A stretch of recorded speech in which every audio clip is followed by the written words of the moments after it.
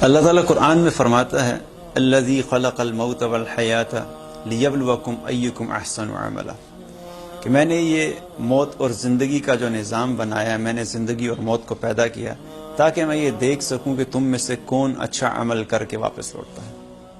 تو اللہ نے جو ہمیں زندگی موت کا جو سلسلہ شروع کیا ہے، اس میں اللہ تعالیٰ ہم سب کو آزما رہا ہے کہ جب تم مرنے کے بعد واپس میرے پاس آؤ گے تو میں یہ دیکھنا چاہتا ہوں کہ تم میں سے کون میری فرما برداری والی زندگی گزار کے آیا ہے اور کس نے میری نافرمانی کی۔ آج لوگ نیک کام بھی کر رہے ہیں اور برے کام بھی کر رہے ہیں۔ آج اللہ تعالیٰ کسی سے کوئی حساب نہیں لے رہا، سب کو اپنے ول کے مطابق زندگی بسر کرنے کا موقع دیا جا رہا ہے۔ لیکن مرنے کے بعد یہ موقع جو آج ہمیں دیا گیا ہے، آج تیاری کا وقت اللہ نے دیا ہے، آج ہم سے کوئی کوشچنز نہیں ہو رہے۔ کل جب زندگی کا سلسلہ ختم ہو جائے گا اور موت آ جائے گی اور قبر میں ڈال دیا جائے گا، وہاں پر تیاری کا وقت ختم ہو جائے گا اور سوال جواب کا سلسلہ شروع ہو جائے گا، اور اس امتحان کا رزلٹ قیامت کے دن اللہ تعالیٰ الٹیمیٹلی ہمیں کھول کے دکھا دے گا۔ حدیث میں آتا ہے، نبی صلی اللہ علیہ وسلم نے فرمایا کہ جب میت کو قبر میں دفنا دیا جاتا ہے تو اس کے خاندان والے اس کو بھی دفنانے کے بعد کچھ قدم ہی واپس جاتے ہیں تو اس کے پاس حساب کتاب کے لیے منکر نکیر آ جاتے ہیں۔ اس سے سوال جواب کرنے کے لیے دو فرشتے آ جاتے ہیں، منکر نکیر۔ اب یہ دو فرشتے کیسے ہیں؟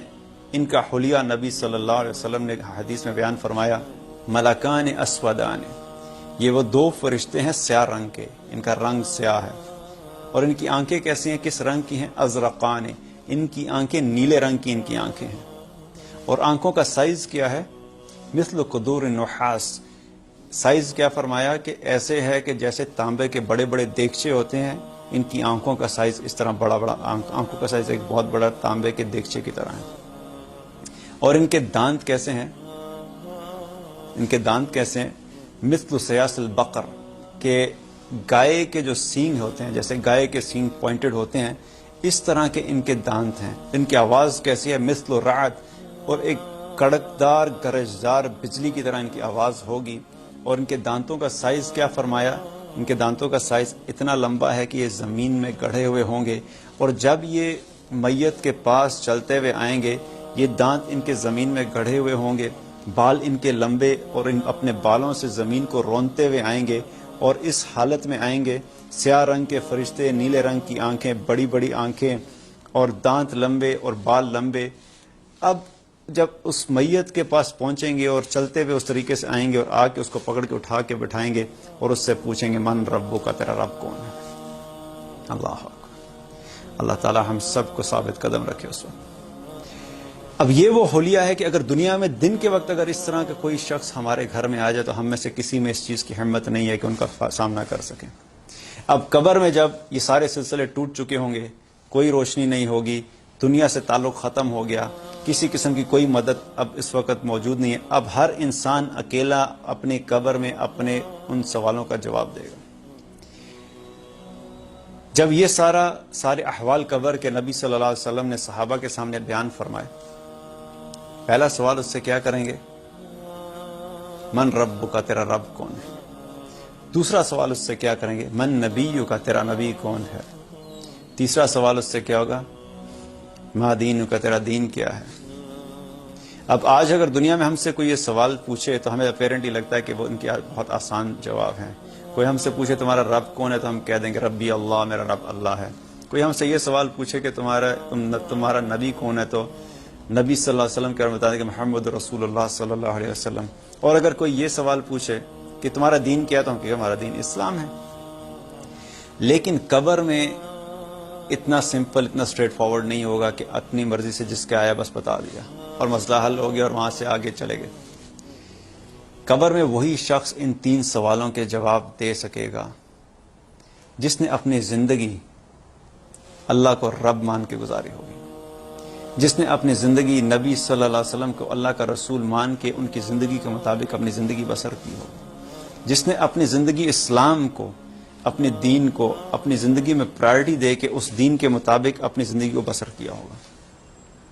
اب اگر یہ کام نہیں کیے ہوئے تو کیسے ہم ایکسپیکٹ کر سکتے ہیں کہ ان 3 سوالوں کا جواب ہم آرام سے دے دیں گے؟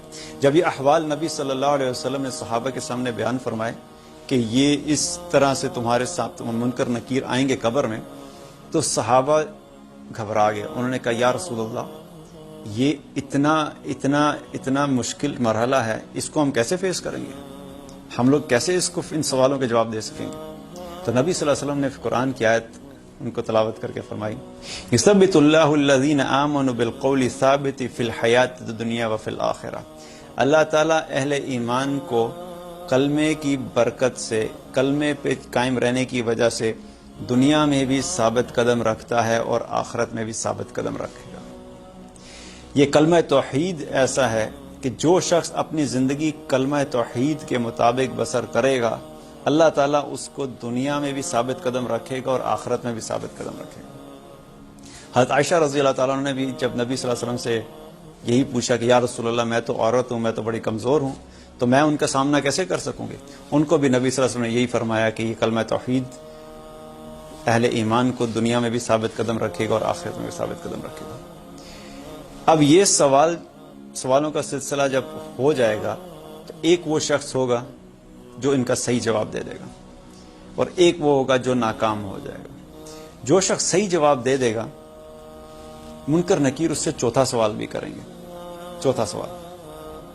اس سے چوتھا سوال یہ کریں گے، ما یدریکا، کہ یہ تینوں سوالوں کا جواب تمہیں کیسے پتہ لگا؟ ما یدریکا، تمہیں کیسے معلوم ہوا کہ یہ 3 سوالوں کا جواب یہ ہوگا؟ تو اب وہ جو آگے سے جواب دے گا وہ اتنا امپورٹنٹ ہے کہ اس جواب میں ہمارے لیے اس چیز کا آنسر ہے کہ ہمیں وہ کیا چیز کر کے اس دنیا سے جانا چاہیے کہ ہم قبر میں اللہ تعالیٰ کی مدد اور اللہ تعالیٰ کی رحمت سے ثابت قدم رہ سکیں اور ان 3 سوالوں کا جواب صحیح طریقے سے دے سکیں. جب اس سے وہ پوچھیں گے کہ تمہیں یہ کیسے پتہ لگا، تو وہ آگے سے ان کو کیا جواب دے گا؟ قرأت کتاب اللہ وآمنت بہ وصدقت. میں اللہ کی کتاب پڑھا کرتا تھا، میں اس پہ ایمان لایا تھا اور میں نے اس کی تصدیق کی تھی. میں اس کتاب کو امپورٹنس دیتا تھا. مجھے اس بات کا یقین تھا کہ میرا جو حساب کتاب ہونے والا ہے وہ اللہ تعالیٰ نے اس کتاب کو مجھے اس لیے دیا ہے کہ میں اس کو پڑھ کے اس کے سمجھوں، اور اس میں اللہ نے مجھ سے جو کچھ کرنے کا کہا ہے وہ سب کروں، اور جن چیزوں سے رکنے کا کہا ہے میں ان سب سے رکوں. مجھے اس چیز کا یقین تھا، اس لیے میں اس کتاب کے مطابق اپنی تیاری کر کے آیا تھا. یہ وہ وجہ ہے کہ اس لیے مجھے آج ان 3 سوالوں کے جواب پاتا ہے. اس میں کوئی شک نہیں کہ جب تک اللہ کی رحمت کسی انسان کے ساتھ نہیں ہوگی اس کا کوئی جواب نہیں دیتا. لیکن یہ وہ کام ہے جو کہ حدیث میں آتا ہے کہ وہ شخص فرمائے گا کہ میں قرآن پڑھا کرتا تھا، اس کے مطابق میں اس پہ ایمان لایا تھا، اس کی تصدیق کی تھی، اور اس کے مطابق میں اپنی زندگی بسر کیا کرتا تھا، اس لیے میں آج ان سوالوں کا جواب دے سکتا. اس سے ہمیں کیا پتہ لگتا ہے کہ قرآن ایک ایسی اہم کتاب ہے ایک مسلمان کی زندگی میں، اس کے بغیر ایک مسلمان کی زندگی کا تصور نہیں ہے.